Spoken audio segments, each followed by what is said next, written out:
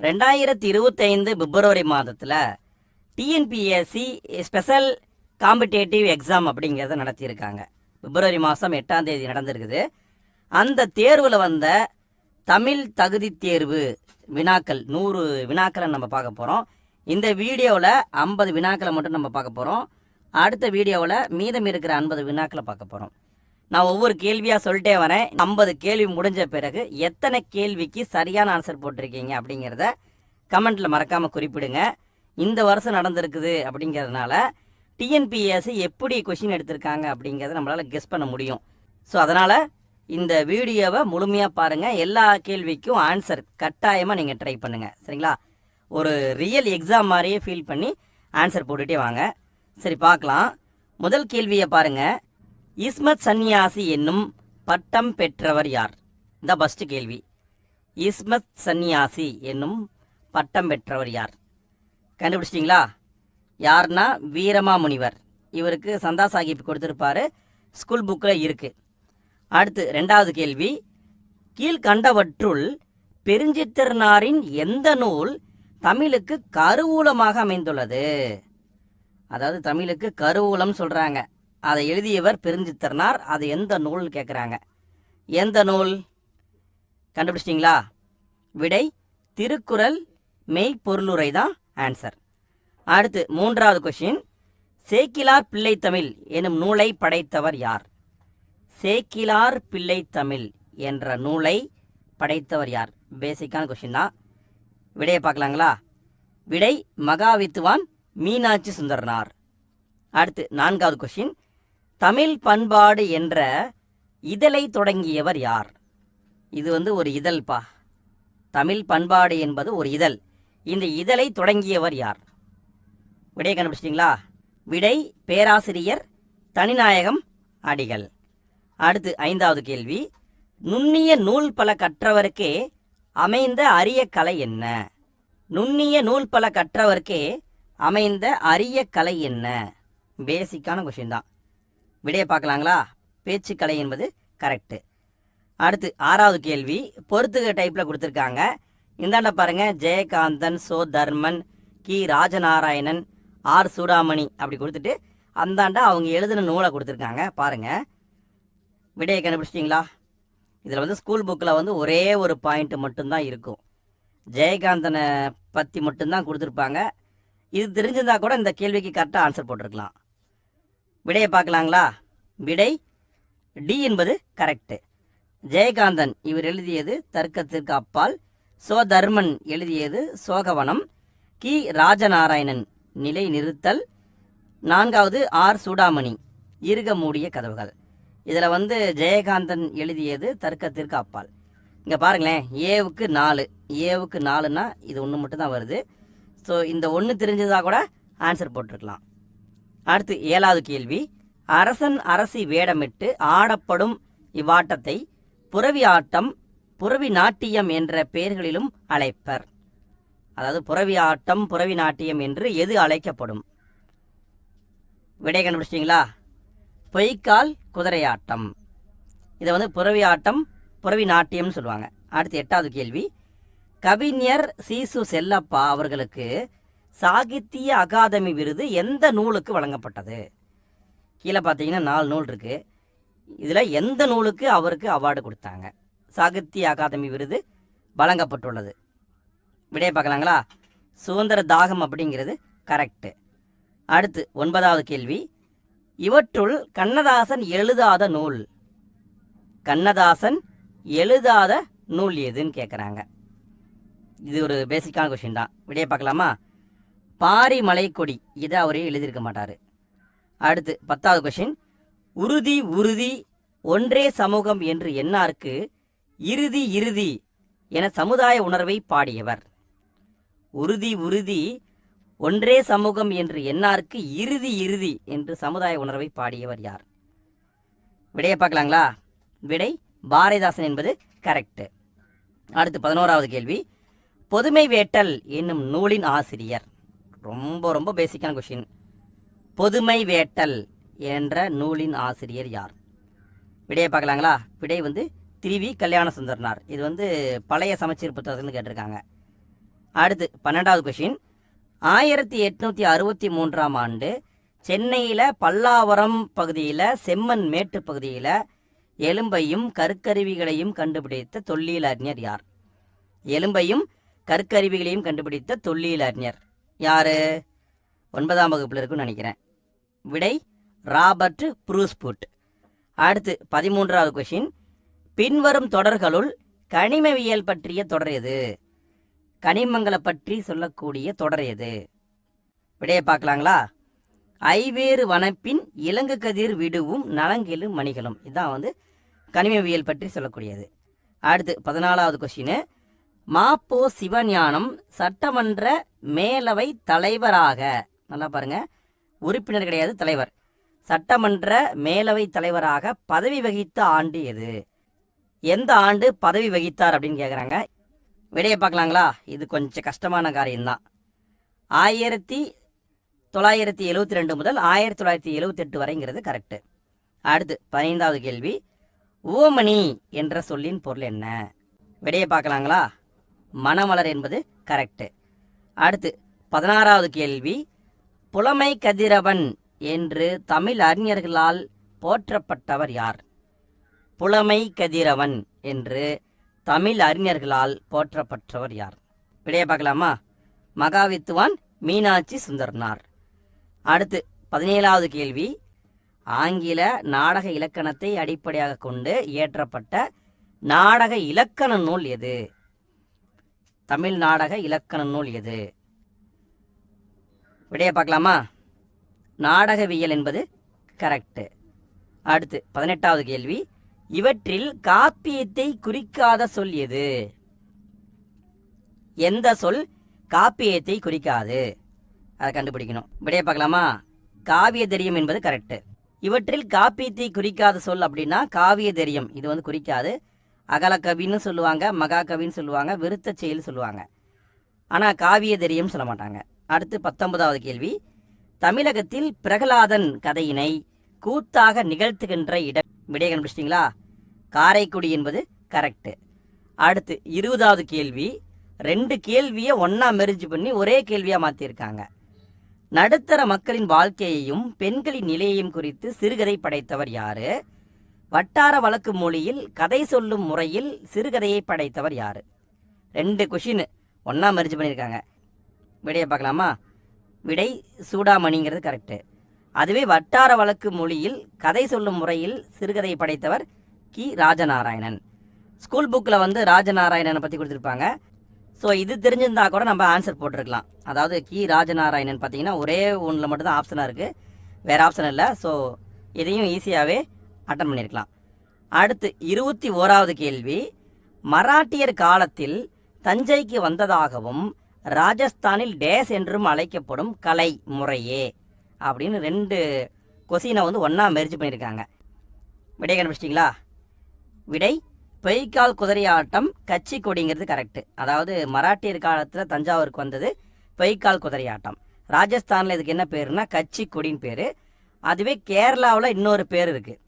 அந்த பேர் என்னன்னு தெரிஞ்சால் கமெண்டில் போட்டு விடுங்க. இது உங்களுக்கான ஒரு ஸ்பெஷல் கேள்வி.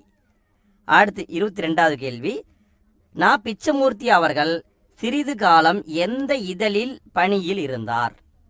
நான் பிச்சமூர்த்தி அவர்கள் சிறிது காலம் எந்த இதழில் பணியில் இருந்தார்? இதான் கொஸ்டின். விடையை பார்க்கலாமா? நவ இந்தியா என்பது கரெக்டு. அடுத்து 23வது கேள்வி, தமிழ் பிரெஞ்சு கையகர முதலி என்ற நூலை வெளியிட்டவர் யார்? விடையை கண்டுபிடிச்சிட்டிங்களா? பார்க்கலாமா? வாணிதாசன் என்பது கரெக்டு. அடுத்து 24வது கேள்வி, தேடு கல்வி இல்லாதோர் ஊரை தீயினுக்கு இரையாக மடுத்தல் என்று கல்விக்கூடங்களில் இன்றியமையாமையை சினத்துடன் எடுத்து கூறியவர் யார்? யாருப்பா இந்த வரியை சொல்லியிருக்காங்க? கண்டுபிடிச்சிருப்பீங்க. விடையை பார்க்கலாமா? விடை பாரதியார் என்பது கரெக்டு. அடுத்து 25வது கேள்வி, பின்வருவனவற்றுள் கரிசலாங்கண்ணிக்கு வழங்கப்படாத பெயர் என்ன? நல்லா பாருங்க, வழங்கப்படாத பெயர் கேட்குறாங்க கரிசலாங்கண்ணிக்கு. இது பழைய சமச்சீர் புத்தகத்தில் இருக்குன்னு நினைக்கிறேன், 8th இருக்குன்னு நினைக்கிறேன், 8th தான். விடையை பார்க்கலாமா? விடை சிங்கவல்லின்னு சொல்ல மாட்டாங்க, கையாந்த கரை, பிருங்கராசம், தேகராசம் சொல்லுவாங்க, சிங்கவல்லின்னு சொல்ல மாட்டாங்க. அடுத்து 26வது கேள்வி, தமிழ்நாட்டின் ஹாலந்து என சிறப்பிக்கப்படும் மாவட்டம் எது? விடை கண்டுபிடிச்சிருப்பீங்க, பார்க்கலாமா? திண்டுக்கல் என்பது கரெக்டு. அடுத்து 27வது கேள்வி, ஆதியில் மனிதர் வாழும் நிலத்தை குறிப்பதற்கு வழங்கப்பட்ட சொல் எது? பேசிக்கான கொஸ்டின் தான், விடையை பார்க்கலாமா? நாடு என்பது கரெக்டு. அடுத்து 28வது கேள்வி, பகைசை நெஞ்சமும் பற்றலும் ஒன்றுற எனும் வரி இடம்பெற்றுள்ள நூல் எது? இப்படியும் கேட்பாங்க. இதில் பாருங்களேன், ஒரு வரியை கொடுத்துட்டு அது எந்த நூலில் இருந்து வந்திருக்கு அப்படின்னு கேட்டிருக்காங்க. விடையை பார்க்கலாமா? தேம்பாவணி என்பது கரெக்டு. அடுத்து 29வது கேள்வி, தமிழ் இலக்கணம் படிக்க படிக்க விருப்பத்தை உண்டாக்குவது என்றவர் யார்? இது பழைய சமச்சீர் புத்தகத்திலிருந்து எடுத்திருக்காங்க. இதுக்கான விடை கெல்லட் அப்படிங்கிறது கரெக்டு. அடுத்தது 30வது கேள்வி, உலக நாட்குறிப்பு இலக்கியத்தின் தந்தை என்று அழைக்கப்படுபவர்? விடையை பார்க்கலாமா? விடை சாமுவேல் பெப்புசு. அதுவே இந்திய நாட்குறிப்பு இலக்கியத்தின் தந்தை ஆனந்தரங்கன். அடுத்து 31வது கேள்வி, 3 கூற்று கொடுத்துட்டு எது சரின்னு கேட்குறாங்க. பாருங்க, கூற்று 1, மணிமேகலை காப்பியத்தை எழுதியவர் மதுரை கூலவணிகன் சீர்த்தலை சாத்தனார். அடுத்து கூற்று 2, இவர் இயற்றிய காப்பியத்திற்கு பண்பாட்டு வரலாற்று காப்பியம். 3வது கூற்று, பௌத்த சமய கருத்துக்கள் கூறப்பட்டுள்ளது. கண்டுபிடிச்சிட்டிங்களா? விடையை பார்க்கலாமா? 3மே சரி. இது புதிய பாயிண்ட்டு, நல்லா கவனிங்க. பண்பாட்டு வரலாற்று காப்பியம் அப்படிங்கிறது மணிமேகலை. அடுத்து 32வது கேள்வி, பொறுத்துக. இந்தாண்ட லெஃப்டில் ஆழ்வார்களை கொடுத்துட்டு அந்தாண்ட அவங்களுடைய அம்சங்களை சொல்லியிருக்காங்க. பொறுத்துங்க பார்ப்போம். குலசேகர ஆழ்வார், திருமங்கை ஆழ்வார், பெரிய ஆழ்வார், திருமலிசை ஆழ்வார். இந்தாண்ட கொடுத்துட்டு அந்தாண்ட அவங்களுடைய அம்சத்தை கேட்டிருக்காங்க. விடையை பார்க்கலாமா? விடை ஏ அப்படிங்கிறது கரெக்டு. குலசேகர ஆழ்வார் இவர் திருமாலுடைய கௌத்துவ மணியின் அம்சமாக பிறந்தவர். திருமங்கை ஆழ்வார் இவர் திருமாலுடைய வில்லின் அம்சமாக பிறந்தவர். பெரிய ஆழ்வார் திருமாலுடைய கருட அம்சம். திருமலிசை ஆழ்வார் திருமாலின் சக்கர அம்சம். நல்லா பார்த்துக்கோங்க. குலசேகர ஆழ்வார் என்பவர் கௌத்துவ மணியின் அம்சம், திருமங்கை ஆழ்வார் வில்லின் அம்சம், பெரியாழ்வார் கருட அம்சம், திருமலிசை ஆழ்வார் சக்கர அம்சம். இதுதான் ஆன்சர்.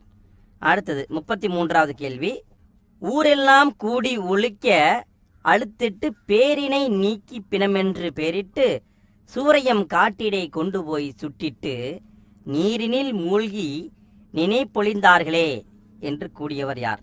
பாருங்களேன், ஒரு தத்துவத்தையே சொல்லிட்டாப்ல. ஊரெல்லாம் கூடி அப்படியே எல்லாம் சத்தம் போட்டு அழுகுறாங்களாம், பேனம்னு சொல்கிறாங்களாம். அதை கொண்டு போய் காட்டில் கொண்டு போய் எரிச்சிட்டு அந்த சாம்பலை போய் தண்ணியில் கலக்கிறாங்களாம்.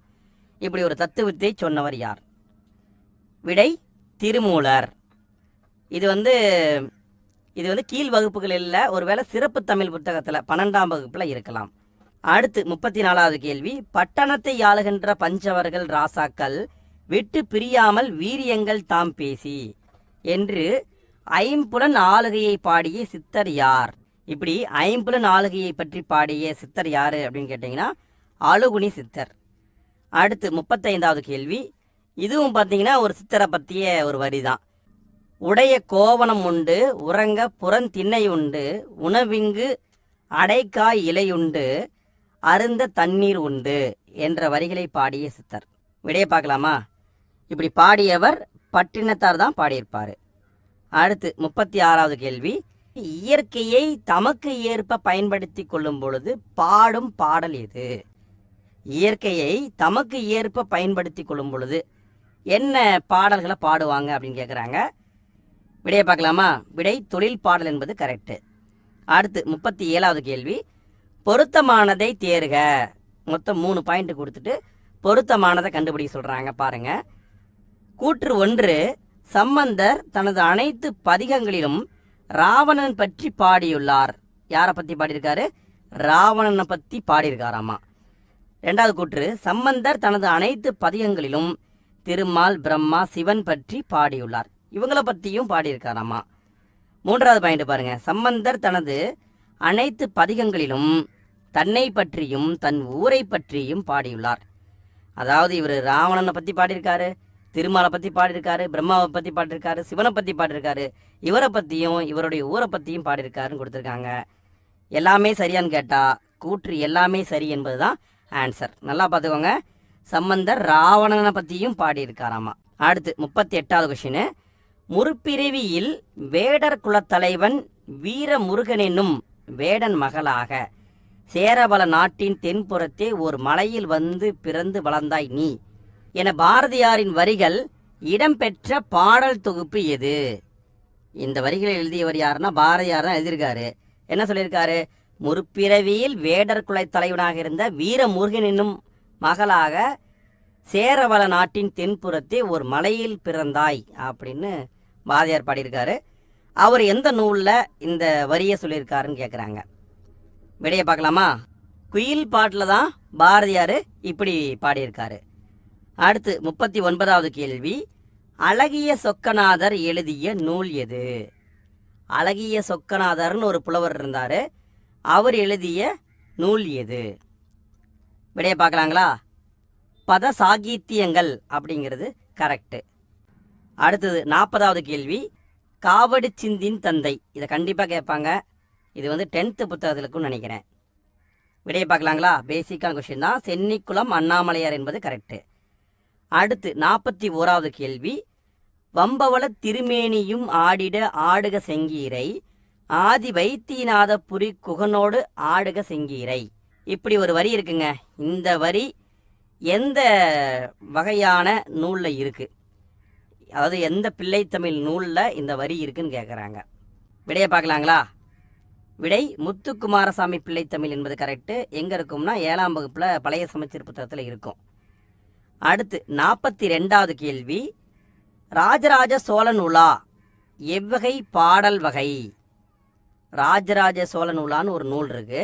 அந்த நூலில் இருக்கிற பாடல்கள் எந்த பா வகைன்னு கேட்குறாங்க. விடையை பார்க்கலாங்களா? கலிவன்பா என்பது கரெக்டு. எந்த டைப்பான நூல் அப்படின்னு கேட்குறாங்க, பார்த்துக்கோங்க.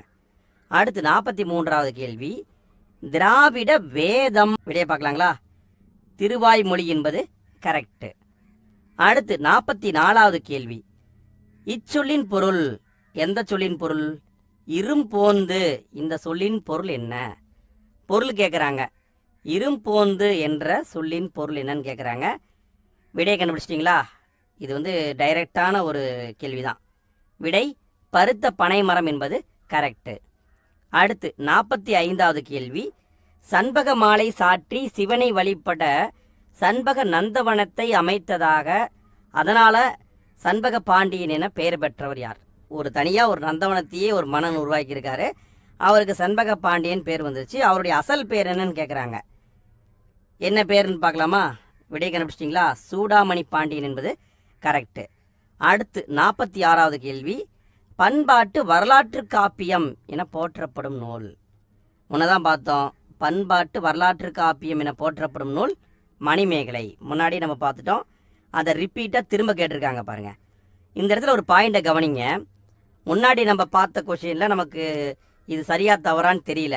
அதை ஒரு வேளை நீங்கள் ஆன்சர் போடாமல் விட்டுட்டு வந்திருந்தீங்கன்னா இங்கே அதையே கேட்டிருக்காங்க பாருங்கள். பண்பாட்டு வரலாற்று காப்பியம் அதையே கேட்டிருக்காங்க. ஸோ மணிமேகலைங்கிறது தெரிஞ்சுக்கிட்டு நம்ம அங்கேயும் ஆன்சர் போட்டிருக்கலாம், இங்கேயும் ஆன்சர் போட்டிருக்கலாம். ஸோ ஒரு கொஷின் தெரியல அப்படின்னா விட்டுட்டு வாங்க. அடுத்து இந்த தமிழ் பகுதியை முடித்த பிறகு நீங்கள் எல்லாத்தையும் திரும்ப ஒரு தான் செக் பண்ணி ஆன்சர் போட்டிருக்காங்க. இப்படி ஒரே கொஷின் 2 இடங்களில் ரிப்பீட்டாக வரவும் வாய்ப்பு இருக்குது. அடுத்து 47வது கேள்வி.